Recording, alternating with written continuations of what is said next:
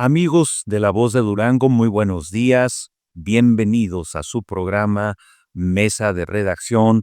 Hoy, con dos interlocutoras de lujo, unas mujeres brillantes, muy duranguenses, intelectuales, que han profesado un gran amor por su tierra y han desarrollado a través de su historia un gran trabajo en pos de la durangueñidad, en pos del gran amor que le tienen a su tierra, que es Durango, a su patria chica, a su natal Canatlán, y desde luego contribuyendo a la nación mexicana con textos, con su gran preparación académica, como ahorita nos lo van a platicar ellas. Orieta Valles Ruiz, bienvenida a La Voz de Durango nuevamente, y su hermana Rosa María Valles Ruiz. Bienvenida, Rosa María. Es un gusto tenerlas en La Voz de Durango. Ustedes que han sido duranguenses brillantes, que han sido duranguenses ejemplares, ahora con el motivo de la presentación por parte de Orieta de este gran libro que ya tuve oportunidad de leer en su mayoría de páginas. Necesito detallarlo porque son cosas que se tienen que detallar con tiempo porque te traen recuerdos sobre su amado esposo, don Guillermo Rodríguez Gallegos, un libro hecho con el corazón, con un gran amor a un gran periodista, un gran reportero que se inició precisamente en La Voz de Durango.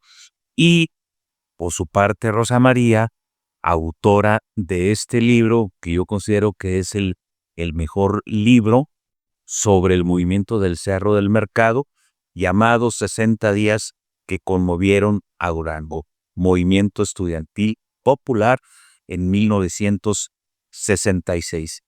Primeramente, me agrada mucho saludarlas, y yo quisiera que me platicaran un poco cómo fueron aquellos años de juventud en Canatlán.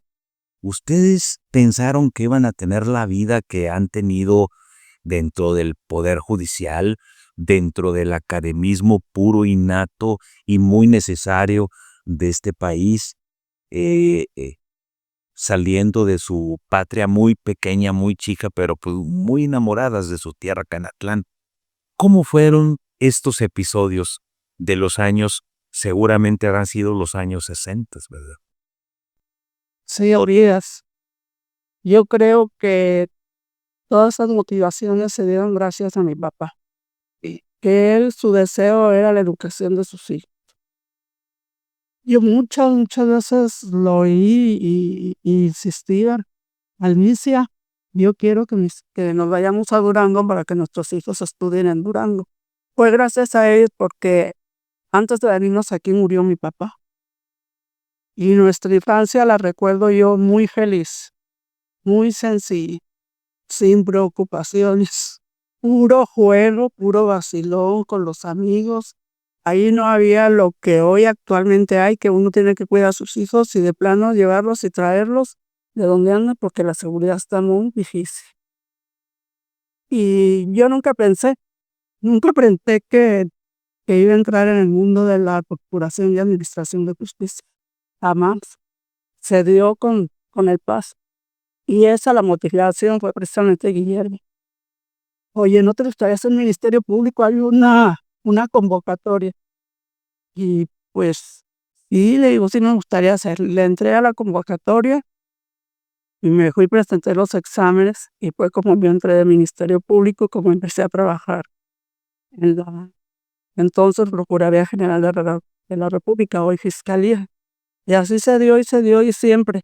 Y también cuando el doctorado, igual. Mira, como siempre andaba leyendo todo, periódicos y deducción, él llegaba con las novedades.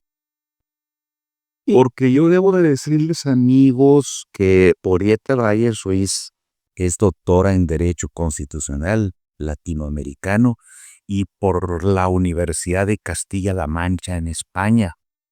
Ella también estudió una maestría en Derecho Penal Constitucional y de Derechos por la Universidad de Barcelona, España. Tiene un diplomado de estudios avanzados en Derecho Constitucional Latinoamericano por la Universidad de Castilla-La Mancha en Toledo, España. Tiene una especialidad en los derechos humanos por la Comisión Nacional de Derechos Humanos, especialidad en criminalística por el Instituto de Formación Profesional de la Procuraduría General de Justicia del Distrito Federal, entre otras cosas más. Es una personalidad y es duranguense.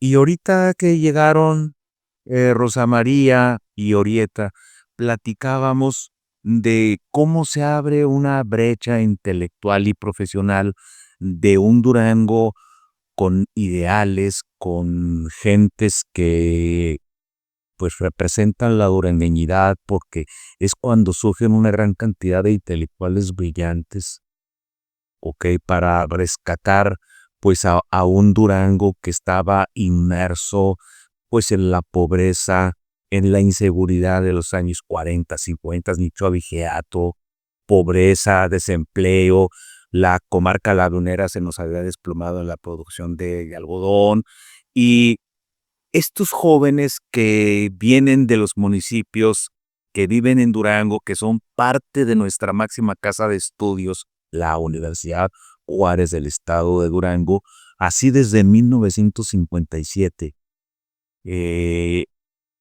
es que traen una mentalidad de triunfo, una mentalidad con mayor ambición intelectual, de preparación, hambre de triunfo y hambre de sacar a Durango adelante. Orieta, pues, tiene una vida llena de logros, de puros éxitos, y vamos a hablar de lo que escribió. Antes voy a platicar con Rosa María, su hermana. ¿Vinieron juntas, Rosa María, de Canatlán a Durango? Sí, llegamos juntas.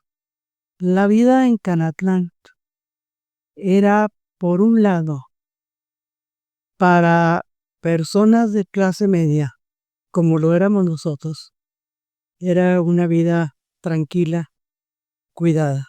Sin embargo, en el municipio se caracterizaba por ser un municipio de violencia.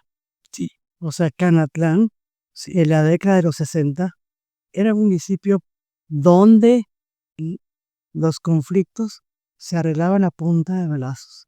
Y se arreglaban a una cuadra de nuestra casa, de la Plaza de Armas, a un nivel que aquellas niñas y aquellos niños que no sabíamos qué era lo que ocurría y no podíamos comprender ese contexto, nos enterábamos de que tal persona de tal familia ya estaban enfrentados a balazos ahí en la Plaza de Armas, y nuestra madre con mucho cuidado hacia adentro, no salir, etcétera, ¿sí?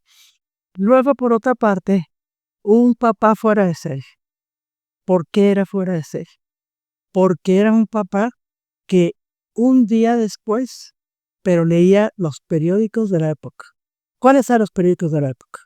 El Excelsior, ¿sí? Importante Excelsior. Sucesos para Todos, la revista Siempre, De José Hernández Yergo. de José Pajés Yergo. Que bueno, es una historia muy interesante la de la revista Siempre. Y en ese, ¿qué era lo que pasaba con aquellas niñas? Que se les cuidaba como se podía. Pues que la vida se terminaba. Comenzaba muy temprano y terminaba muy temprano. ¿Por qué terminaba muy temprano? Porque no había luz eléctrica.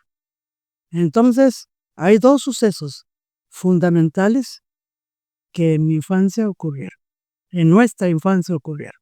Uno, la Revolución Cubana, la entrada de Fidel Castro a La Habana, triunfante, el 1 de enero de 1959.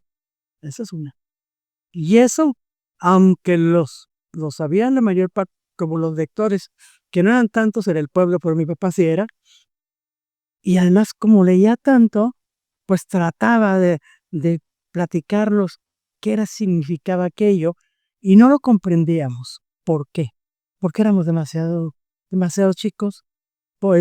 Bueno, somos 4 hermanos, y entonces nosotros estábamos en un colegio de monjas, en el colegio Tepeyac, y desde luego que no se trataba de ningún tema político, ni mucho menos un movimiento tan revolucionario como el de Fidel Castro. Pero luego llega algo que es fundamental, que es 1960. 1960, yo tengo un recuerdo, es imborrable, ¿sí? Yo estaba en el colegio, yo tenía 10 años, porque yo soy de 1950, y en 1960 llega la luz eléctrica a aquel municipio que cuando salíamos eh, con los papás a conocer eventualmente la ciudad de Durango, tenía un letrero a las afueras y decía 3,000 habitantes. Pero ese día, cuando se inaugura la luz, septiembre de 1960, llega el presidente Adolfo López Mateos. Y entonces llega y se instala un templete enfrente de la plaza a una cuadra de nuestra casa. Y yo me recuerdo a mí misma con mi uniforme de colegio, azul marino, con un cuello blanco. Yo volteando hacia arriba el templete y yo veía a aquel hombre que me parecía alto, me parecía espectacular, me parecía imponente. Y era guapo. Y yo creo que me parecía más por ser tan niña. Y entonces hay un movimiento ahí rápido, como que hace un movimiento como de conectar, así como poner un switch, algo así. Y la luz se hace. Y es una luz blanca. Y entonces eso cambia. ¿Por qué cambia? Porque aquella niña que tenía, como ya lo cuento mi hermano, toda la influencia de un papá lector, aquella niña ya no tenía que terminar de leer a las 7 de la tarde. Podía seguir. Cuando mi papá se dio cuenta de que ya podía yo leer bien, todavía no llegaba la luz, y él era tanto lector, dijo, le voy a regalar, me hablaba de usted, le voy a regalar este libro. Y me regala la primera novela que leí, Príncipe y Mendigo, de Mark Twain. No le entendí gran cosa. Yo le decía, pues, ¿por qué un príncipe que tiene todo quiere ser mendigo? ¿Cómo el mendigo puede ocupar el lugar del príncipe? Entonces ya me comenzó a platicar, a decir que era la ficción, que era lo que inventaba el novelista. Y así, o sea, yo lo fui entendiendo mucho tiempo después. Pero ese libro yo lo conservo, desde Príncipe y Mendigo. Y ahora, ¿por qué? ¿Cómo fue ese cambio? El cambio, ellos siempre estuvieron los dos de acuerdo, porque mi mamá fue una mujer de mucho trabajo, que lamentó mucho que le hubiera tocado una época en que nada más se llegaba hasta cuarto de primaria. Y a pesar de que se va a cuarto de primaria, tenía una caligrafía, entonces nada de letra de molde, sino manuscrita. Tenía una caligrafía preciosa, sabía sumar, restar y multiplicar perfecto, pero entonces ella alguna vez me dijo, yo quería seguir, pero no había cómo seguir. Y no eran 6 años de primaria, eran 4 años en la época de mi mamá. Y los que querían seguir a secundaria tenían que salir del pueblo. Y de ese pueblo salió un primo que era su primo querido, que después fue político destacado, Agustín Ruiz Soto. Y entonces decía, es que yo quería irme como Agustín a estudiar. Dice, pero yo no me veía con la fuerza suficiente para enfrentarme a un papá que tenía grandes cualidades el papá, pero que tenía toda la mentalidad muy del esquema patriarcal de cómo se va a ir esta niña nomás porque quiere seguir estudiando, ¿no? O sea, pero lo que es fundamental es que los dos siempre pensaron a estudiar. ¿Qué fue lo que detonó? Pues sí se fue Rosa María y sí se vino Orieta Duaro. Y Rosa María, pues es doctora en ciencias políticas y sociales por la Universidad Nacional Autónoma de México, autora y coordinadora de 15 libros, profesora investigadora de la Universidad Autónoma del Estado de Hidalgo. Ha sido profesora de asignatura en la UNAM. Pertenece al Sistema Nacional de Investigadores. Es uno de los perfiles destacados en la materia de la investigación en ciencias sociales que tiene este país. ¿Verdad que no me equivoqué en invitarlas? Pues son duranguenses.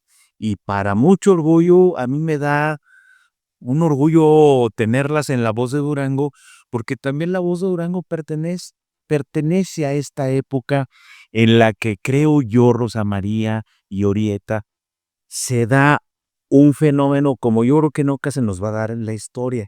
Fíjate bien, la durangueñidad empieza cuando los duranguenses nos damos cuenta, bueno, estamos en un estado pobre, pero hay que trabajar para sacarlo adelante.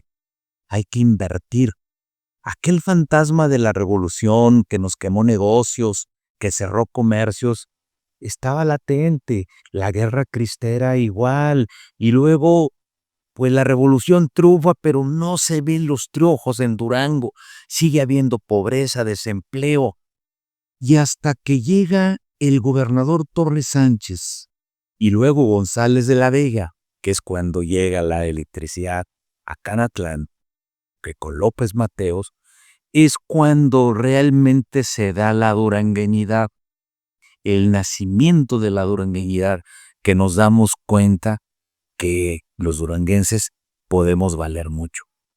Y se funda el Club Campestre, y se funda el Club Satoma, y se funda el Club de Leones, y llega el Hotel Casablanca con la familia Durán, y luego aparece Gilberto Rosas, que pronto lo tendríamos en este libro como una de las figuras centrales, y empieza a moverse la economía.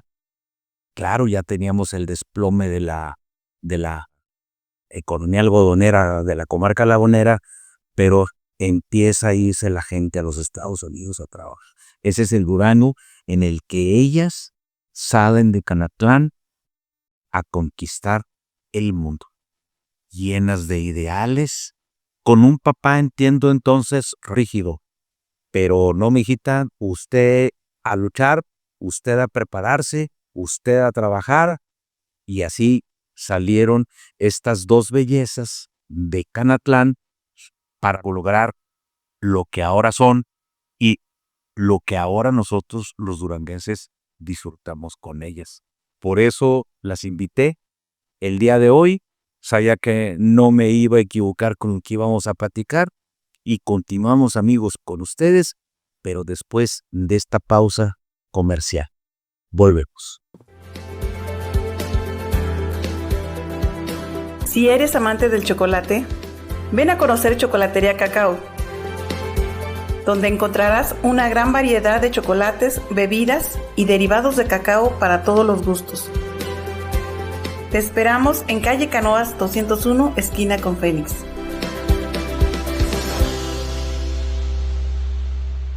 Chocolatería Cacao. Visita nuestro showroom dentro del Museo 450. Apoya y adquiere productos de diseñadores, artistas, artesanos y creativos locales. Te esperamos. Grupo Creativo Durango.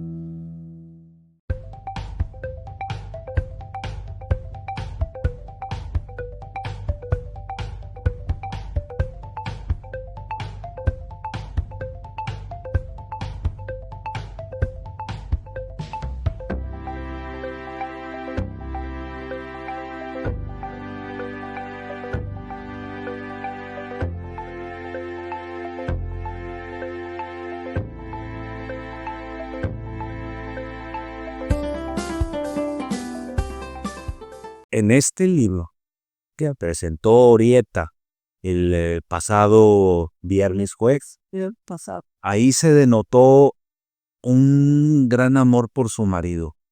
La envidio, quiero que sepa, la envidio.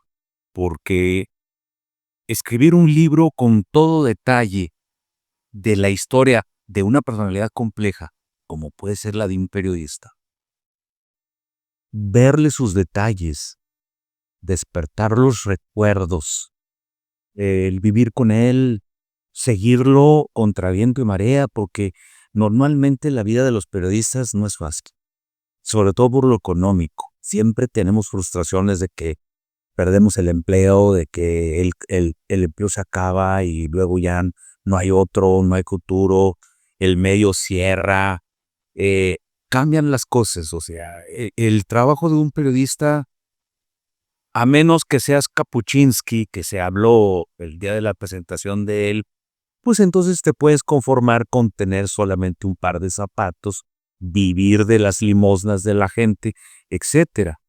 Cuando eres un periodista que tienes familia, que tienes obligaciones, no queda más que trabajar. Guillermo Rodríguez trabajaba, si no las 24 horas del día, pues sí trabajaba las 20 horas del día y te dejaba sola. Y tú pudiste conocer de cerca no solamente a quien sería tu esposo, sino quien sería tu ángel el resto de tu vida, y lo sigue siendo, Orieta. Un libro hecho con un gran amor, del cual yo te pediría que abundaras un poco más. ¿De dónde sale la idea de hacer un libro de Guillermo Rodríguez, Las huellas del periodista, un trazo biográfico? ¿De dónde sale esta idea? Pues mira, las huellas de un periodista, trazo biográfico de Guillermo Rodríguez. La idea del libro sale de su propio material que tenía en el trabajo. Ya que me puse a revisar, ya cuando se nos fue, pues voy a poner en orden montones de fotografías, montones de revistas, de periódicos. Bueno, mira, historias de los gobernadores, como él fue director de comunicación social, las tenía sí, desde el primer día que empezó a trabajar con Ramírez Gamero. Tiene toda la historia de todo lo que hacían a diario. De otra persona que también tenía, de Ismael Hernández. Ismael, porque al parecer tenían la idea de escribir un libro. Eran cajas, cajas y cajas de Ismael Hernández. Eso es lo que yo te quiero preguntar. O sea, ¿cómo es que acumulas tanto material cuando normalmente son cosas que sobran en las casas? Esto ya no lo quiero. Y lo tira uno. Tiras. Esta fotografía no me gusta, la tiro. Y luego, ¿dónde está esa fotografía? La necesito. Y este libro es eso, precisamente, una recopilación que te ha de haber llevado unos buenos meses nada más pensando en esto. Sí, ¿Qué me te llevó decían tiempo. tus hijos? Sí me llevó tiempo. Pues me veían. Mi hija Rocío, que le agradó mucho la idea. Qué bueno. Y de las fotografías, mamá, de todo montones, son montones, esto no es nada, fotografías. Porque pues yo no podía identificarlas de qué se trataba o de qué, en qué andaba o algo de esa fotografía. ¿Y quién es esta persona? Personajes de la política que no reconocí. No sé los que, pues, que Hobbes, ¿cómo no iba a saber quién era? Que salían de portada, son los que aparecen, pero hay mucho más. Y mi hija, no mamá, no las vayas a desaparecer las fotografías, yo me las quedo, la hija más chica. Digo, bueno, ahí está, le voy a decir, ahí está todo. Bueno, de papeles, de periódico. Es que tenemos un cuartito ahí de servicio, estaba lleno, lleno, lleno de cosas de puras de Guillermo. Y ahí en México también tenemos un cuarto bien lleno de cosas.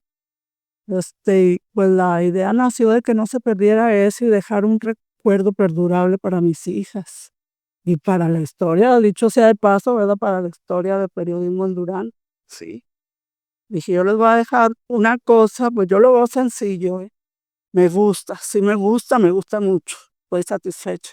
Yo les Pero presento veo que es listo. esta portada Pero esa de la voz latas. histórica. Cuando La Voz de Durango, en octubre del 68, deja de ser semanario y se va a diario, y hay personalidades entre las que, bueno, amigos, yo me acuerdo de Salvador Vázquez Morales, de Didier Bracho Soto, Salvador Nava, María Antonia Corral, que fue la primera reportera de sociales, estuvo en La Voz de Durango. Cuando Choco La Padilla Tapia ya era Choco La Con la Padilla, la Bárbara. Fíjate, está Raúl López Calvo, está desde luego pues Guillermo Rodríguez, que mi papá le da la responsabilidad de dirigirle a Zarco el primer discurso el día 7 de junio a nombre de La Voz de Durango, porque le toca el discurso y se lo dan a Memo Rodríguez. Y en el libro de Orieta, aquí viene Memo Rodríguez dirigiendo sus primeros comentarios, discursos a favor de Zarco. También en el libro viene una columna estudiantil de Guillermo. Yo creo que estábamos en pleno auge del movimiento del 66. Pero fíjate, es de 1964. Fíjate nomás. ¿Cuántos años tenían? Pues 14 años.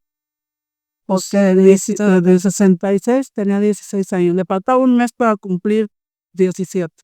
15, 14 años ya andaba el joven. Le apasionaba, él le apasionó siempre escribir, ser periodista, leer, la lectura, leer y leer. Y ahora me agrada que una de mis nietas heredó eso, lo pongo ahí. También. La mayor, Nicole. ¿Y ya está en los medios? No está en los medios. Todavía no. Pero de que lee, tiene que leer 1 o 2 libros a la semana. Y ya no tengo libros, tita, cómprame un tito. Viene su tía Rosa María igual. Y Guillermo no estuvo en esta Y Guillermo también le llevaba sus libritos. Sí. Tiene su librero, la niña de 14 años. Pero desde como los 8 años empezó a leer. Guillermo estuvo en la primera redacción que tuvo La Voz de Durango, que es en el edificio del RED. Era una casa, como todos los negocios que se hacían. Pero el valor de todas estas personas que promovieron el periodismo en aquella época, bueno, pues es porque hay ideales y porque había principios y se defendía la verdad y se creía en algo. Había un gran amor por Durango. Yo no digo que ahora no lo haya, pero creo que la gente de antaño era diferente. Yo tuve la gran suerte, mis hermanos ya eran grandes cuando yo entré a La Voz, entonces tenía que andar con mi papá para arriba y para abajo, con mi mamá, y a todos ellos los conocí de primera mano. A todos ellos los conocí, a don Ángel Martínez Mena, al señor Durán, a Osvaldo de la Peña, al señor Ángel del Palacio, a los reporteros que tenían y trabajaban en unas condiciones paupérrimas, no había dinero. Hacer un periódico era como hacer la Torre de Babel, porque en aquella época nadie tenía dinero para hacer un periódico. Nadie creía en que Durango merecía tener un periódico de la gente de aquí. Estos comerciantes son los que impulsaron el que La Voz de Durango, pues finalmente fuera diario. Cometen creo que un error en ir a comprarle al Porvenir de Monterrey una máquina que pues hizo el trabajo, pero no hizo el trabajo correcto. Y fue una sufridera de todos ellos, entre ellos Guillermo. Guillermo tenía que pasarse aquí las noches esperando que no hubiera fallas, ¿verdad? Y luego había sus roces. ¿Por qué había sus roces? Porque todos eran protagonistas, todos eran brillantes, todos escribían muy bien. Ya se estaba incorporando Mariano Alvarado, ya se estaba incorporando Miguel Ángel Vargas, ya José Luis Burciaga era un reporterazo. Guillermo Rodríguez, bueno, él ya estaría en sus últimos días en La Voz, si no es que ya estaría trabajando para el gobierno del estado. Yo recuerdo a Guillermo Rodríguez siendo yo fotógrafo de La Voz. Yo empecé como fotógrafo con un gran cariño que me dio siempre Oreta, con una gran atención que me puso siempre, con grandes consejos que a mí me dio porque también tenía esa cualidad. O sea, podía platicar siendo el mayor con los chavillos. Échale ganas, ponle aquí, haz esto, haz lo otro. Y yo creo que la mejor época de La Voz de Durango ha sido cuando estaban esos reporteros. Y yo creo que la mejor época del periodismo en Durango fue cuando estaban estos reporteros. Estaba Memo Rodríguez en la plenitud de los recursos periodísticos que estaban al alcance, aunque tú ahorita revelas que pues no había ni oficina del gobierno, Pero era periodista. y luego no había ni máquinas, las tenían que andar pidiendo prestados, porque no se le daba a la comunicación el peso que ahora tiene. Ahora la Dirección de Comunicación Social Es tiene otra cosa. unos grandes recursos, pero Hay un artículo aquí sí, que a mí me encanta.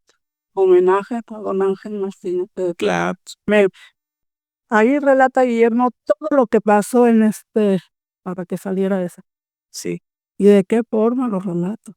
Y qué reconocimiento le hace a don Ángel. sí, ya, sí. Sí, a don Salvador y a todos los que estaban ahí. Cómo se dio hasta que salió el periódico. Hasta entonces brindaron. Hasta dice con qué tipo de vino tinto le sacó el señor Nava para que brindaran, porque ya por fin salió el periódico. Eso es un artículo hermoso, es muy emotivo. Sí, yo te felicito porque primeramente esa dedicación de escribir un libro, de reunir todo el material, de lo veo certero con puntos y comas. Muy bien escrito. Creo que ahí la imprenta como que no llegó a tiempo o algo, y creo que apenas está saliendo coco en las panaderías, las conchas calientes y sabrosas, ¿verdad? Pues mientras más avanza el día, más pan aparece y más sabrosos van a ser. Y obviamente cuando la gente empiece a comentar el libro de Orieta, dedicado a su amado esposo Guillermo Rodríguez Gallegos, es que cobrará mayor vigencia.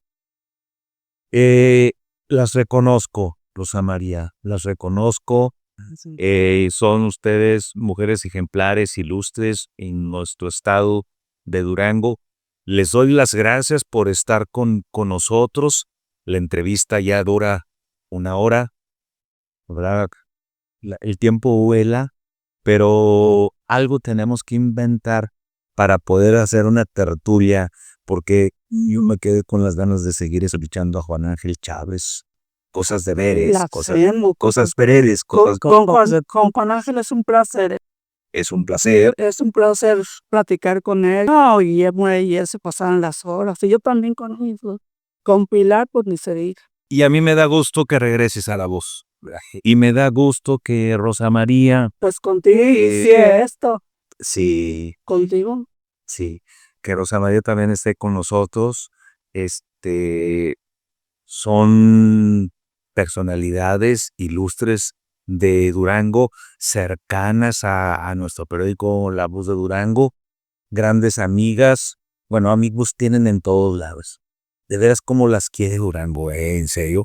Yo en la presentación del libro de Memo vi el gran amor que te tiene la gente, los amigos de él, el amor que le tienen a Memo, que lo recuerdan con un gran cariño, ¿verdad? Y pues nada, que la vida sigue, Durango sigue avanzando. A lo mejor no nos gustan cosas de Durango, Rosa María, pero es nuestra tierra. ¿Qué pasará ahora? ¿Qué pasa cuando regresan a Canatlán y se llenan de recuerdos? ¿La casa paterna existe todavía? Ya. Aquel Canatlán que ustedes dejaron cuando eran jóvenes, ¿qué les está diciendo? ¿Qué les evita? Dejamos a un Canatlán con energía eléctrica. Dejamos a un Canatlán donde la fruticultura era fundamental, tan fundamental que se le llevó a denominar Canatlán de las Manzanas Durango.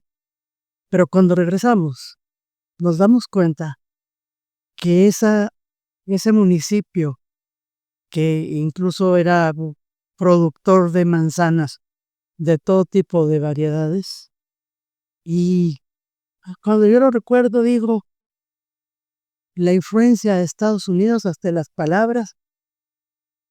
¿Por qué no decir manzana roja deliciosa? Ah, no, se decía Red Delicious. ¿Por qué no decir manzana dorada? Ah, no, se decía Golden. ¿Por qué no decir doble roja? Se decía Starkin. Pero era totalmente normal. Lo importante era que era un municipio productor de manzana, que había huertas por acá pequeñas de ejidatarios y pequeños propietarios, y que mi papá, y cuando ya no está mi papá, mi mamá, ya una mujer de mucho trabajo, que llegó a vender ropa, que llegó a tener casa de asistencia acá en Durango. ¿Cómo no vamos a vivir aquí en Durango? Entonces ella puso una casa de asistencia, pero siguió con la huerta que le correspondía. Y además se iba, contrataba camiones y se iba a recibir a los camiones, no en la central de abastos que ahora existe, sino en el mercado de la Merced. Y nosotros llegamos ahí, al mercado de la Merced, a ayudarla a vender en la bodega, donde le abrían un espacio, a vender la manzana. Y una de las primeras cosas que yo aprendí y que ya llamaba la atención a mis compañeros, porque yo ya estaba en la UNAM allá, y les platicaba yo la manzana, en la producción de manzana, y yo voy y vendo manzana a la Merced, y pues aquellos compañeros, hombres y mujeres, decían, nos está choreando, ¿verdad? Y llegaron a ir a la bodega, y llegaron a verme ahí, y yo aprendí, entre otras palabras, que se decía, a papel, a papel. Y a papel quería decir a 100 pesos la caja. Entonces, uno aprende mucho. Aprendí mucho a respetar a los trabajadores de la Merced, a no irte uno con el estereotipo de que si es una persona que tiene una vestimenta sencilla o que está con botas medio ilustradas y el pantalón de mezclilla que ya 15 cuentas tendrá. No, el valor del trabajo, los acarreadores, los que suben la manzana, los que cuentan los que cuentan las cajas, los que saben, o sea, es un trabajo intenso en la Merced, que lo es ahora en la central de abastos. Pero mi mamá, toma ella, siendo una mujer ya sola, dice, esto es un legado de mi esposo y hay que seguirle. Y entonces aprovechaba, porque entonces la Ciudad de México se fue a las fábricas, ya andaba en las fábricas de ropa padre, ¿verdad?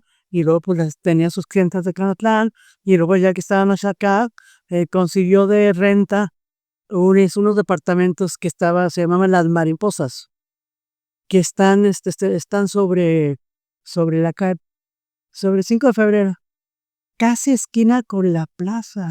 Sí. Allí, Eso lo destruyó el general Gaviria, ¿no? Para abrir una calle, darle más espacio a la Universidad Juárez.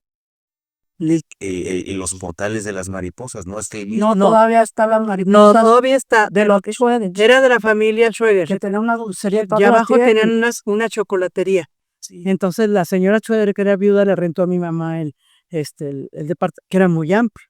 Y entonces ahí ella puso una casa de asistencia, lo que eso significó. Entonces, primero estuvimos en la preparatoria diurna y luego después en la preparatoria nocturna. Y de nocturna yo tengo algo que, pues bueno, es para mí muy importante. Yo fui la primera presidenta de la sociedad de estudiantes de la prepa nocturna, la primera mujer presidenta. Y además, con un equipo excelente, desde luego que ahí estaba mi hermana, desde luego que ahí estaba un gran amigo de toda la vida, a que siempre le dijeron el calabazo, ¿no? Y ahorita voy a platicar la anécdota de por cómo entra Guillermo ahí. Bueno, total, el calabazo, que es Jaime Herrera de Canatlán, Miguel Ángel Canales, que era tesorero, y que yo le decía, acuérdate que nosotros no tenemos nada que ver con lo que consigamos del FUS. Tú eres el de las cuentas. Yo no tengo nada que ver. para que fuera todo muy bien hecho. Y un grupo muy bueno. Y también de compañeras, y ganamos la preparatoria. Y desde el principio nos fijamos como objetivo poder lograr un edificio para preparatoria nocturna. Porque nosotros tomábamos clases, ya que nos pasamos de la diurna a la nocturna, tomábamos clases en el central de la Universidad Juárez del Estado de Durango, donde nos abrían espacio, donde había lugarcito. Y entonces se viene el movimiento del 70, entonces es candidato a la presidencia para tomar posesión en el 70 el licenciado Luis Echeverría, y es un movimiento muy importante del 70, que claro, que es del 66, marca todavía más, desde mi punto de vista, es el parteaguas desde el 66. Pero el del 70 le da la bienvenida Carlos Ornelas, investigador importantísimo de Durango, de los más destacados en el área de educación, investigador nacional. Y ahí se lo acaban de nombrar investigador emérito. Y Carlos Ornelas le echó un discurso sensacional al presidente Echeverría. Y entonces yo ya estaba lista junto con el grupo para atajar al entonces candidato a la presidencia. Y que no hubiera manera de que se saliera sin escucharlo. Y entonces yo le dije, mire usted, licenciado Echeverría, yo no le puedo hablar como le acaba de hablar Carlos Ornelas. Yo no tengo ese poder oratorio, pero sí sé las necesidades de los estudiantes que represento. Necesitamos casa propia. Y ya hemos visto varios terrenos por la 20 de noviembre y no sé qué. Entonces le pedimos, con todo respeto, que haga usted la expropiación necesaria. Yo no sabía en qué consistía todo un proceso de expropiación, pero sabía que un presidente podía hacerlo. Entonces se nos quedó viendo y dice, a ver, señor gobernador, Alejandro Pastuski, a ver, acompaña aquí a la presidenta Rosa María con su grupo, vaya a ver esos terrenos que dice, los espero en el tecnológico. Y ahí vamos, y en el tecnológico le da el gobernador, le da datos ya más precisos, y acá, y aquel, y aquel.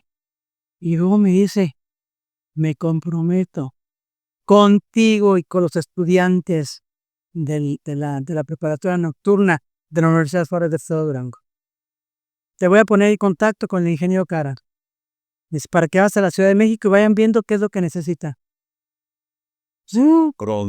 Y ahí nos fuimos con Garan, tuvimos reuniones, andamos buscando, decíamos que queríamos talleres de idiomas, todo lo que se nos ocurría, nada más pensando en la educación. Que hubiera canchas, entonces realmente es un lugar muy excepcional. Eso hasta ahora está la prepa diurna y la prepa nocturna en Paloma y Zarco. Es casi una manzana. Pero realmente casi exacto, él ordenó, Sí, que se comprara el terreno, sí, que se buscara y se hiciera la prostitución en ese acto, ese día. sí. Y de ahí siguieron las gestiones sobre todo pues, con el rector Pero y también con la presidenta de pero también hay algo importante antes de esa parte que yo recuerdo, algo que a mí me marcó.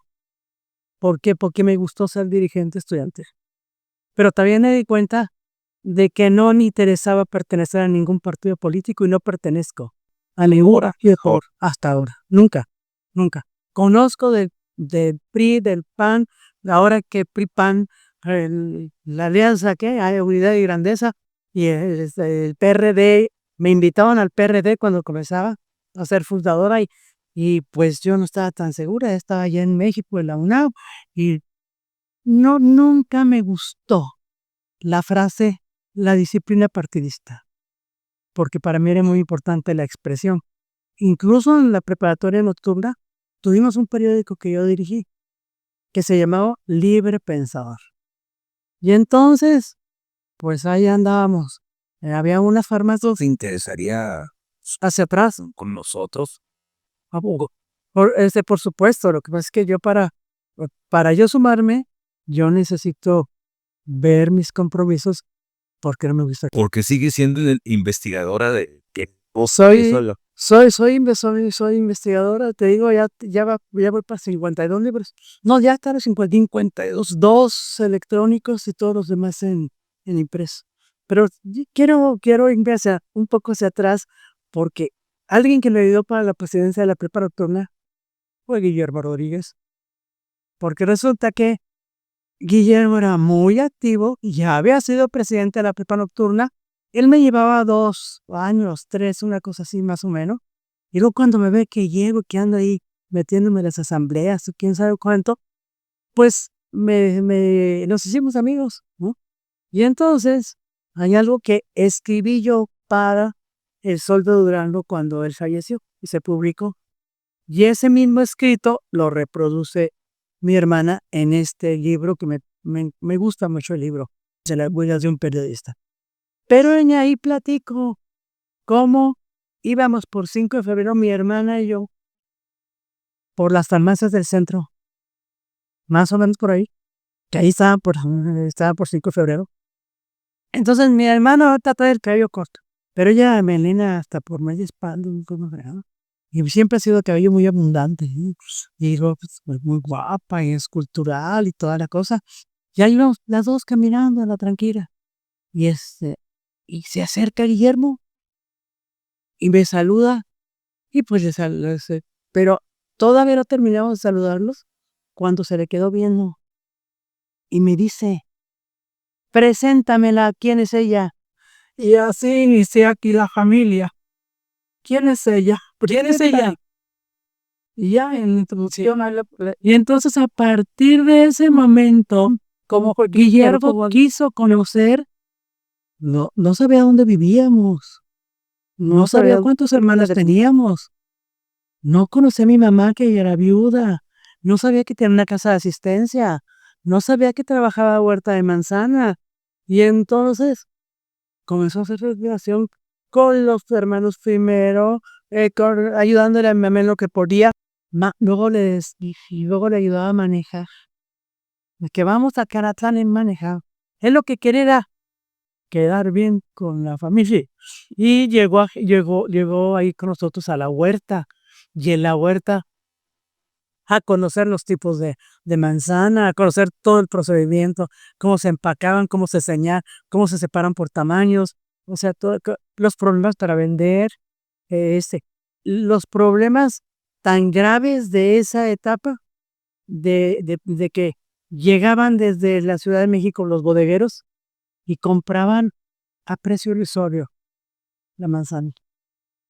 Y no se podía hacer nada porque no todos tenían ni la organización, aunque posteriormente se hace una organización de horticultores y entonces ya comienza a organizarse para poder poner precio a la manzana, pero esa etapa, no.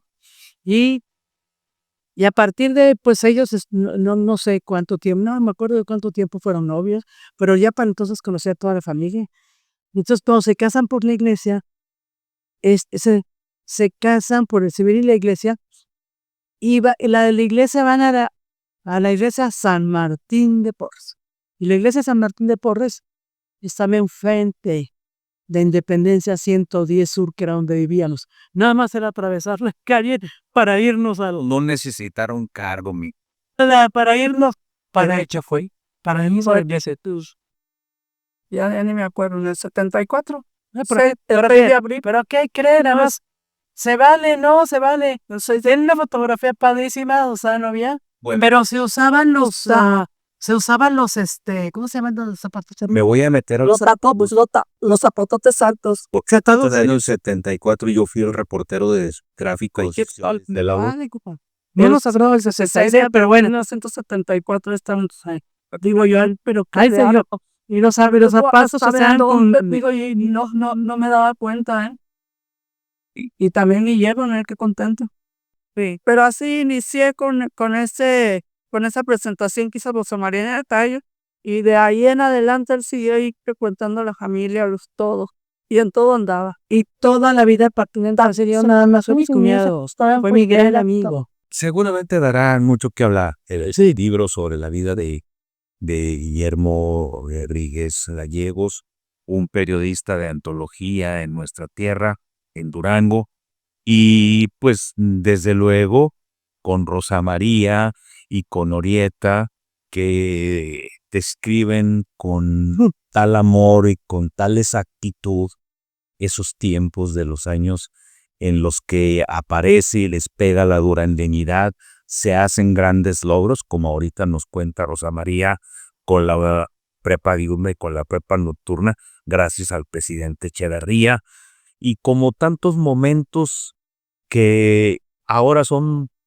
desconocidos, que ahora nadie recuerda, pero que es necesario que las nuevas generaciones estén pendientes, conozcan cómo es que se desarrolla el Durango que hoy tenemos, con qué gente se hizo y con qué esfuerzo se hizo el Durango que hoy tenemos, cómo fueron los políticos que le dan identidad a nuestra tierra que hoy gozamos, y cómo fueron los intelectuales, cómo tuvieron que luchar para salir de todas las carencias que se tuvieron haber registrado en una infancia que no obstante fue feliz, para triunfar en el academismo y en el poder judicial a nivel nacional.